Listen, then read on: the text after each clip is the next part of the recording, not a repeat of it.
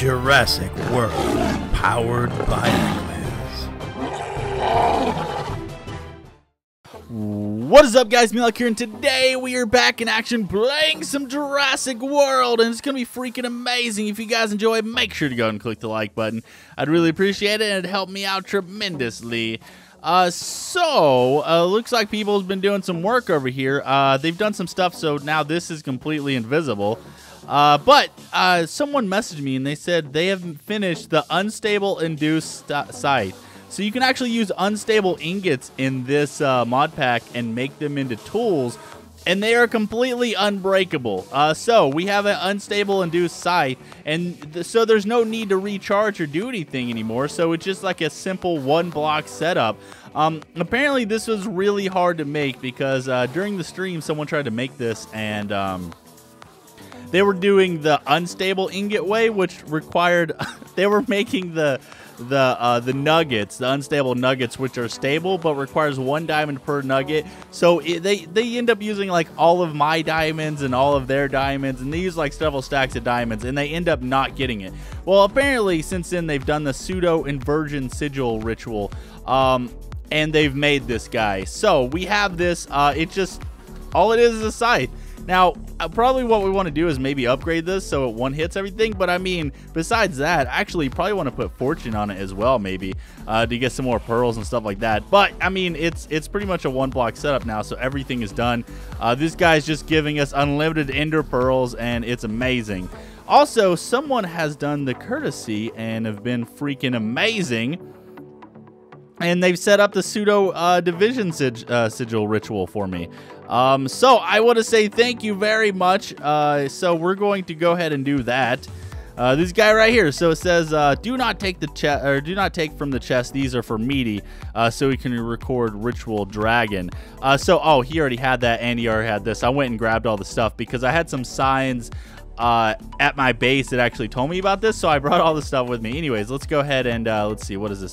256, 256. Okay, so this has all the potions. Everything should be good right here. Yep, this has everything we need. It has the beacon with all this stuff right here, and I like these blocks. Oh yeah, and it has string all the way around, so everything's fully set up. Let's go ahead and grab the stuff and let's do this.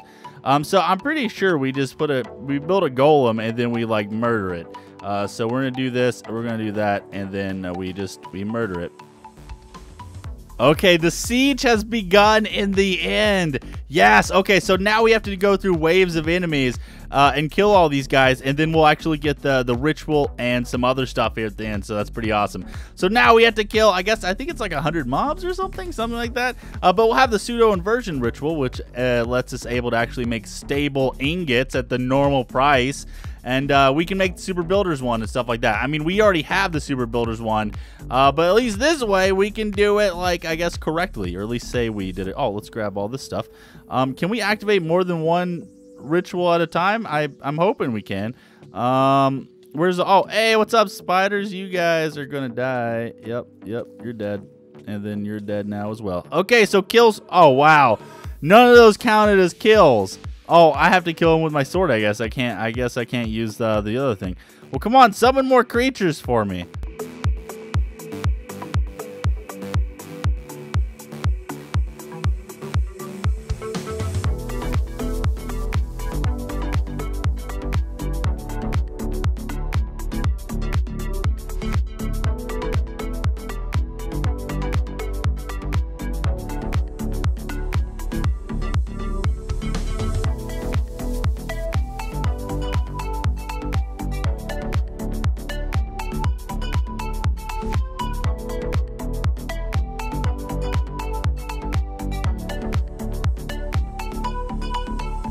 Yes, there we go. We got the last kill. Sigil has stabilized. The siege in the end has completed. Oh, okay. So I have 1 Pseudo Inversion Sigil and 1 normal Divination Sigil. I was hoping maybe it would do both of them. But yeah, we have one of these guys.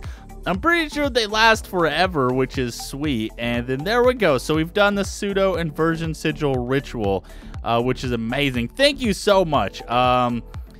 And so I've been doing some stuff back at the base. We'll go back and check that out here in a second. Okay, we're back. So actually Dragon is the one that left me that. I think his name is Dragon Lover. So yeah, he left me this side, and then oh yeah, and he said he did the scythe thing, which is what we were talking about earlier. But off camera, I've decided to go ahead and automate this instead of doing it on camera, because doing this on camera would take like a whole episode just because I'm a giant derp. So I've done this off camera. We'll just go through basically and kind of explain what it is. Let me get in behind here. There we go. So pretty much it's really simple. We just have a chest right here, and we put all of our gold, our silicone, our pure Certus, and our diamonds in here. And then what it does is it actually, these retrieval nodes get out the diamonds, the pure Certus, the gold, and then this guy, and they come in here.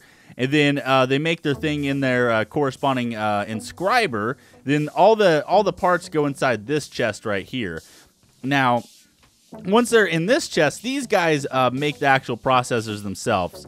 So right here we have this guy retrieving a printed engineering circuit. Right here it's retrieving a redstone. And then right here at the bottom, it is retrieving a silicone. And all three of these guys are doing the same thing, except for, obviously, that one's a diamond circuit, this one is a gold circuit, and then this one is a calculation circuit. Now, I will clean this up and make it look better later, but for now, that's all there is to it. And then this retrieval node right here is actually getting all the processors, the finished processors, and putting them in this chest right here. Now, actually, speaking of that, I need to go grab some redstone and put it in here. That way it has some redstone.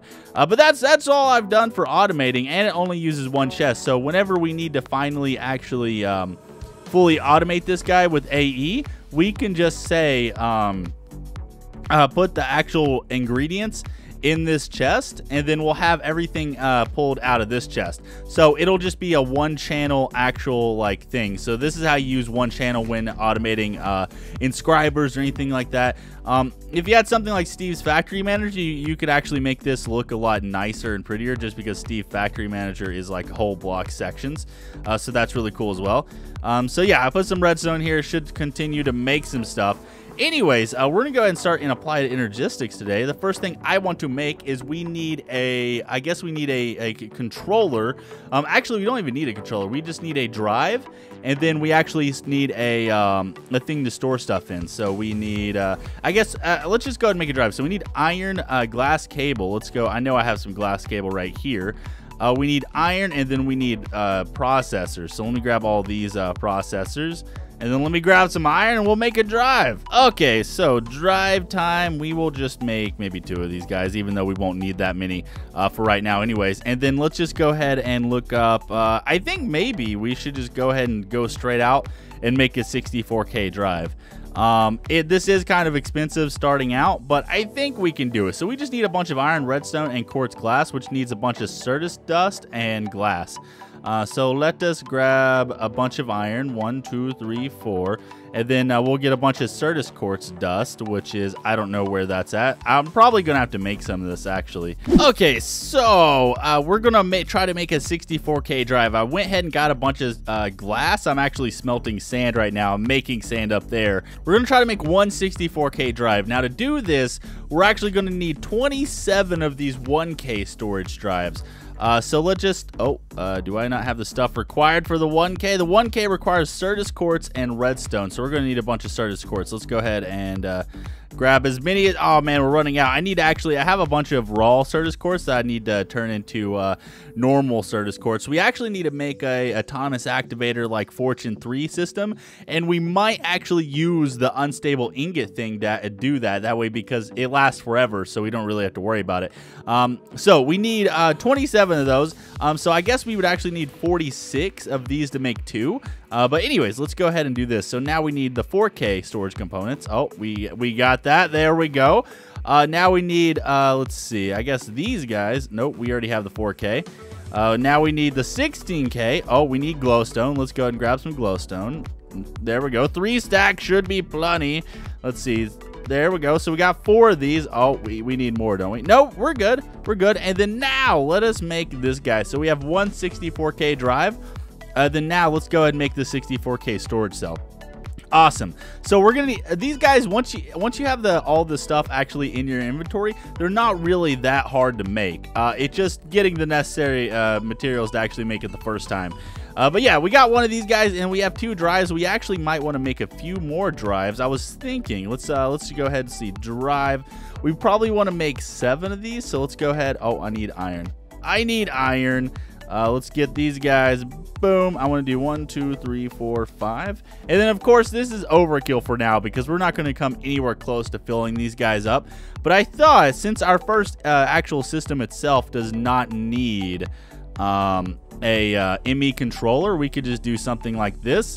Let's see. So that's 7. How do we want to do this? Let me grab my wrench.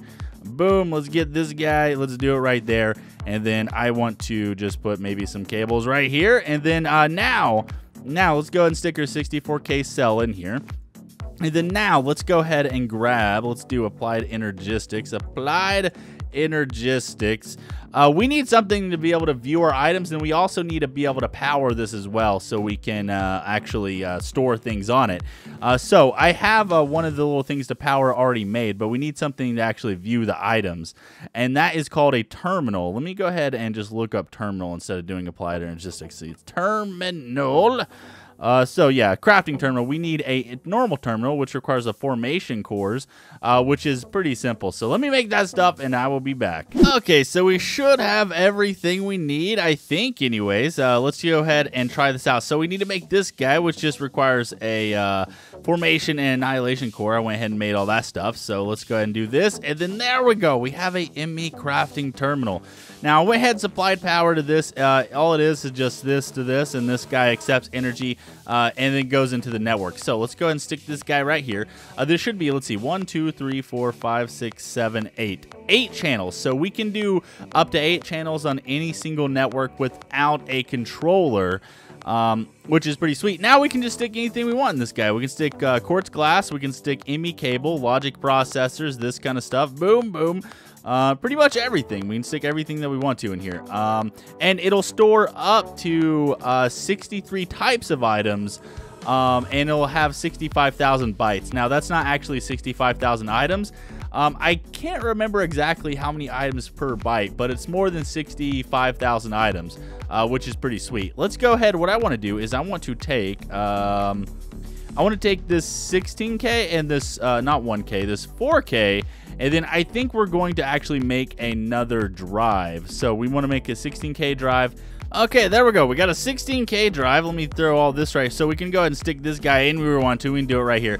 Now, another good thing about this is if we want to eventually upgrade all of our old drives to 64K, you can actually just shift right-click a existing drive, and it'll turn into its actual storage component and then its drive housing, and then we can actually just stick those back together. So that's an important little thing you can note as well. So what I'm going to do is I'm going to work on getting everything from all of this into there. Actually, we're going to use storage buses on this, which I'll get into what those guys do here in a minute. But we want to start storing all of this stuff as well. Also, off camera, I went ahead and made a little guy to actually start doing all of my ores, like service quartz and stuff like that.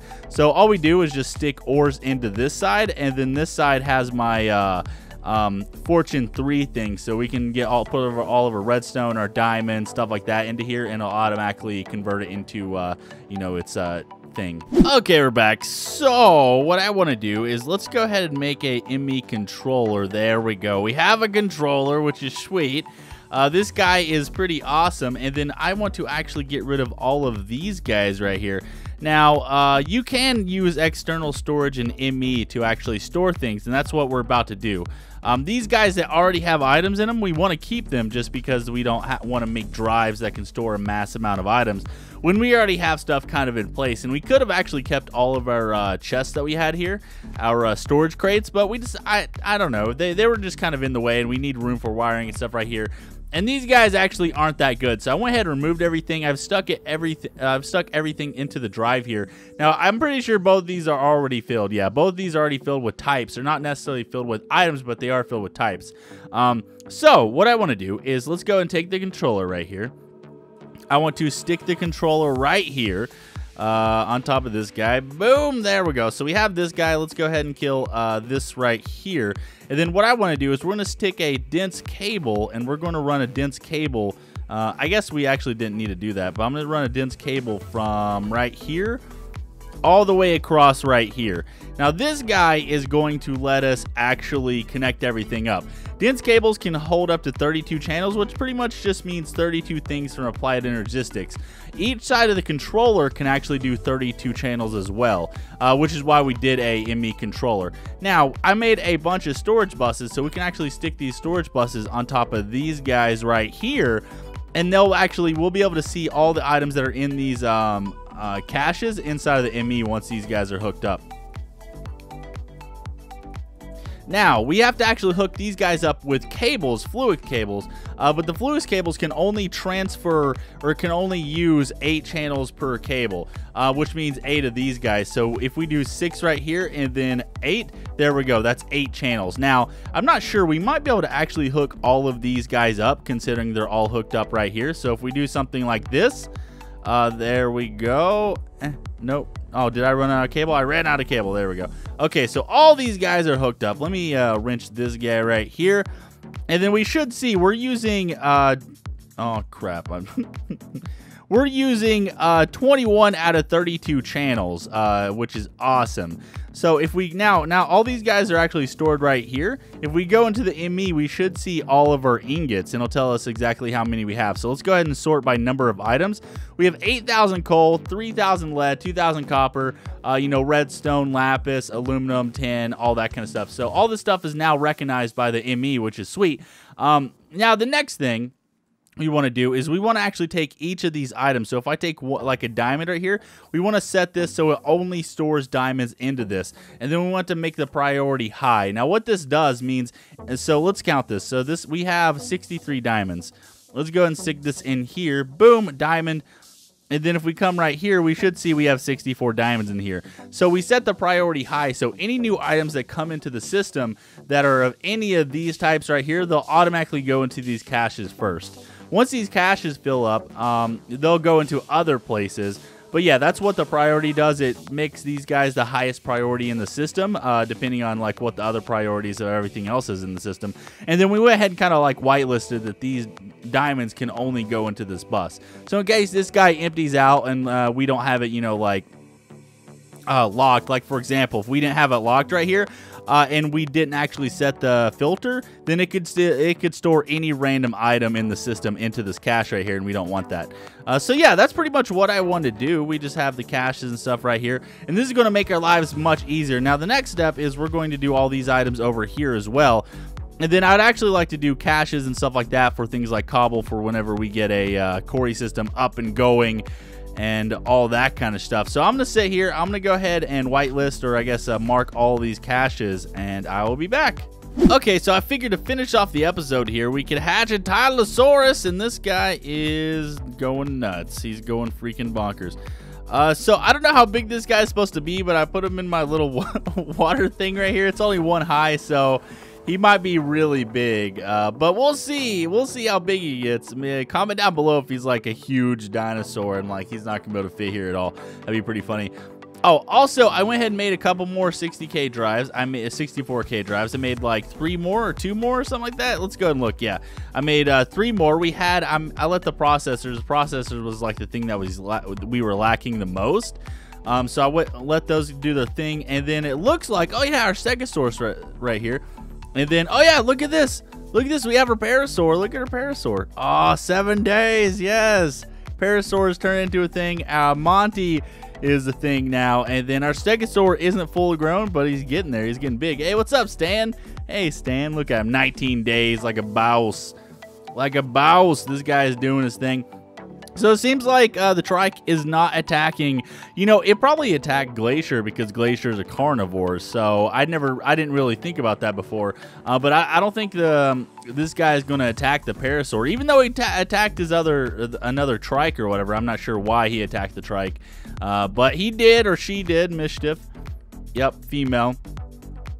And but yeah, we got the Parasaur here. It's doing its job and its thing. I'm probably gonna continue working on this maybe a little bit off camera and that kind of stuff. Anyways, I'm gonna go ahead and call this video. I'm tired. I'm sure you guys can tell in my voice. Yeah, so hopefully you guys enjoyed. If you did, make sure to go and click the like button. I'd appreciate it. I love your all's faces, and we'll see you guys in the next one.